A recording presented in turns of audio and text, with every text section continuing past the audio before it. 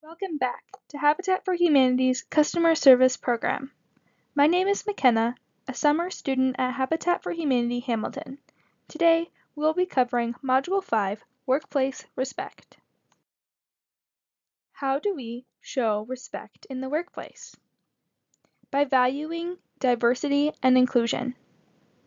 Recognize and appreciate the diverse perspectives, backgrounds, and experience of everyone in Restore. Embrace different ideas and viewpoints and actively seek out opportunities to learn from others who may have different perspectives than your own. How do you show respect in the workplace? At Habitat, we encourage feedback. Your ideas and improvements are always welcome and encouraged. We want you to feel a part of our Habitat family and encourage you to make suggestions that will continue to develop our program. Repetition of similar or same issues and questions could be an opportunity to improve the process.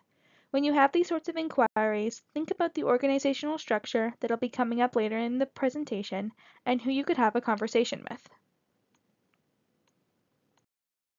How do you show respect in the workplace? Language. As we have learned in previous modules, language is very important in showing professionalism and respect for others. Remember that you should not use slang or casual language in the workplace setting.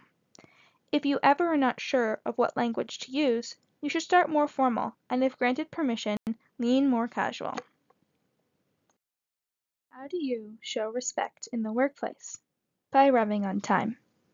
Arriving on time shows that you respect the organization as well as your focus on the well-being of the entire Habitat team.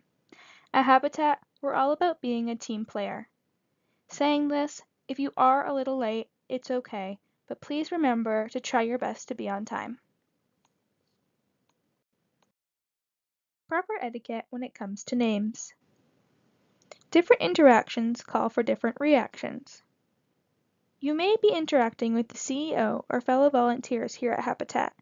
It's important that you refer to each individual by the name they introduce themselves as. Refrain from giving nicknames. Also try your best to pronunciate their name as accurately as possible. Saying this, if someone pronounces your name incorrectly, please correct them and help them learn the correct pronunciation. Lastly, be aware of preferred pronouns and take note for further conversations. Habitat's organizational structure. Understanding the workplace hierarchy can give you some perspective as to how the flow of command works and who you are to report to. At the top we have our board of directors, then our CEO, our senior department leaders, then our employees through all the departments, and then our build site volunteers and restore volunteers. Habitat for Humanity has a unique structure that has volunteers at both ends of its organizational structure.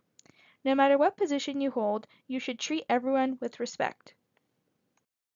The impact of our volunteers.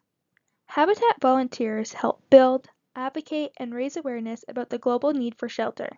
Habitat, much like other non-for-profit organizations, rely on volunteers to achieve its missions.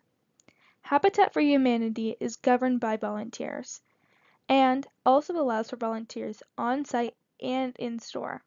Our volunteers mean the most to our organization and fuel the fire when it comes to providing safe, engaging, and rewarding opportunities for all members involved. Module 5, Workplace Respect Summary. In Module 5, we covered how to show respect in the workplace through feedback, valuing diversity and inclusion, language, name etiquette, and arriving on time. We went over the organizational structure and who you can talk to if you have any feedback or questions. And lastly, we talked about the impact of our volunteers on Habitat for Humanity. Thank you for completing the customer service training modules. After this, there will be a short quiz. Once you've completed that short quiz, book an onboarding shift, and we look forward to seeing you in store.